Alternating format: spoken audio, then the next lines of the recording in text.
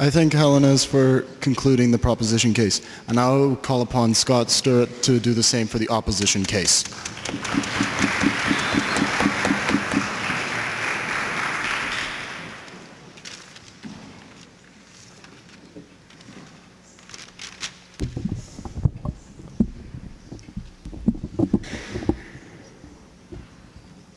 What we see today from side proposition is a side that misunderstands the basis of Canada's economy, that misunderstands that Canada is a manufacturing and natural resource-based economy, that when you look specifically at Canada's oil reserves, that they specifically require a large amount of oil, that they specifically require a large amount of carbon-demanding resources to produce. That side proposition doesn't understand today that a carbon tax would have drastic consequences on Canada's natural resource sector, and that specifically would make things such as Alberta's tar sands uncompetitive on the global scale. So before I rebut what side proposition has said so far in this debate, I'm going to go into the third constructive point today on side opposition, which is the point of market adaptability. Now, what we see specifically is that side proposition's motion is going to lead to Canadian industries leaving Canada. That specifically when you have a situation when it's more expensive to produce things in Canada than it is to produce things in China, then what's going to happen because of comparative advantage is there is going to be a movement of factories, there is going to be a movement of industry away from Canada and towards other countries. But sir. No, thank you. That this also falls for natural resources. That when the Alberta tar sands become uncompetitive because they require a large amount of carbon dioxide, and because there's going to be a large amount of a high carbon tax levied on these goods, that what's going to happen is you're going to have a situation where Canada's economy is drastically altered. That the whole idea that this resolution is actually benefiting Canada is not true. No, thank you. That what in fact happens is Canada's economy is extremely based on carbon emissions, more so than other countries. That a carbon tax in Canada would have specifically more detrimental consequences on Canada than it would have in other countries in the world. Yes. So you say that our economy is dependent on non-renewable resources. What happens when we run out of these non-renewable resources?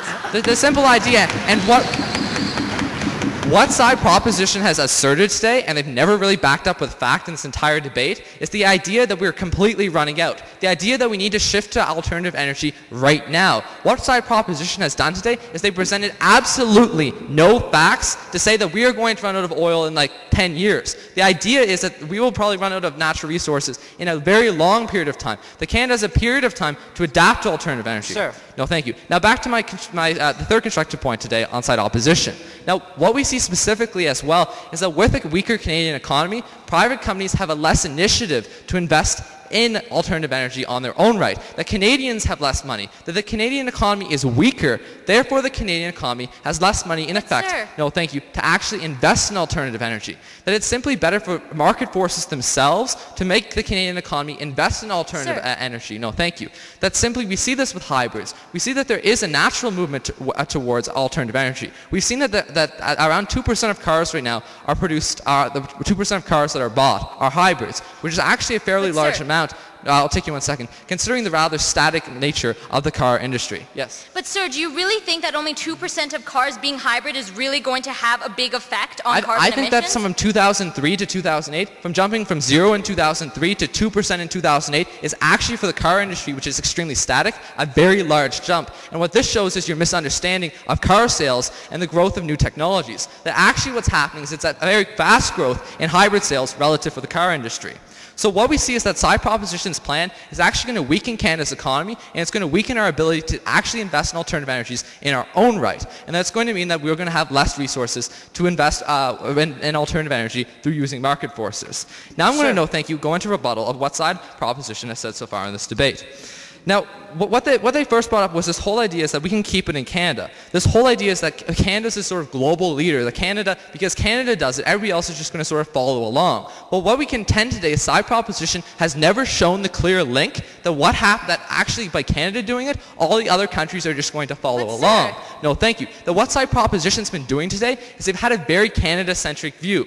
That the simple fact is many countries are not going to do it. That they're going to see Canada's economic failure and they're going to say, why should we hurt our economy so much when the global warming's not going to even be altered? And what we also see is the fact that Canada makes up only, 2.1% of global carbon dioxide emissions, that Canada's going to make barely a dent in the growth in carbon dioxide emissions. That they've continued in the second speech, they continue to talk about this idea of all the negative consequences of global warming, how global warming is really bad. Well, considering Canada only makes 2.1% of global emissions, and the fact that China's opening a coal power plant, no thank you, once every week, I seriously doubt whether Canada cutting its carbon dioxide emissions is going to make even a dent in the growth of the global growth of carbon dioxide emissions. What this plan is doing today is it's not actually fixing global warming, it's having massive, tangible, negative consequences to Canada's economy. That this resolution does nothing, and it also hurts Canada's economy. Sir. No, thank you. What they also brought up was this whole idea is that Canada's high on the per capita ratio. Therefore, we have a duty to sort of invest. That Canada can actually make a big change. Well, what they misunderstand today is absolute is what matters. That per capita is irrelevant. That absolute polluters are the polluters that you need to get on board to actually have a global solution to climate change.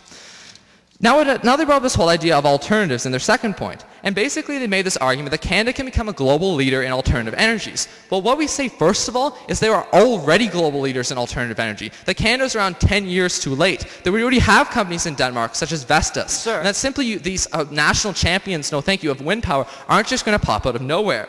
Now, what they also brought up this whole idea is that it's intelligent for Canada to move out of oil right now. That Canada has to move out of oil right now because there's this great and pressing urgency. Well, what we say again is what side proposition's done today is they've asserted the fact, no thank you, that oil is going to run out right now. That we see, for example, in Alberta, there's around 200 billion barrels of oil in service. We see that many countries actually have large amounts of oil left. That side proposition hasn't proved this great danger of how we're leading to this massive shortage of oil. That actually the high price of oil today is more due to political instability rather than a shortage of oil. It's more due to instability in places like Nigeria. Sir.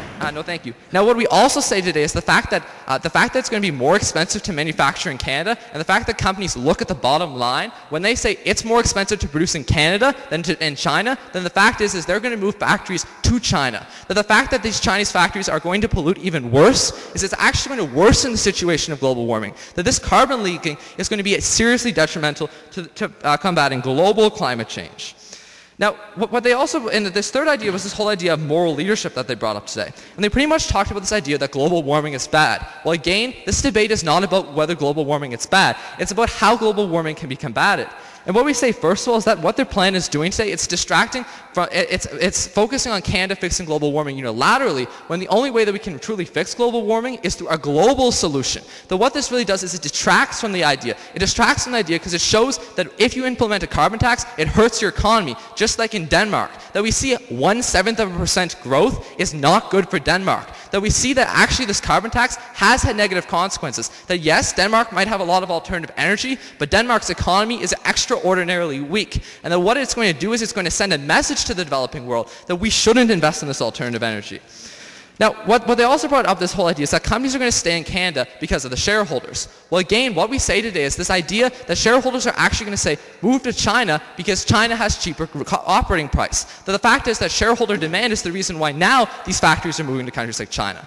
So what does this debate really come down to today? It comes down to the idea that side proposition's plan and side proposition's model actually doesn't affect climate change at all, and it has serious negative consequences to Canada's economy. Thank you.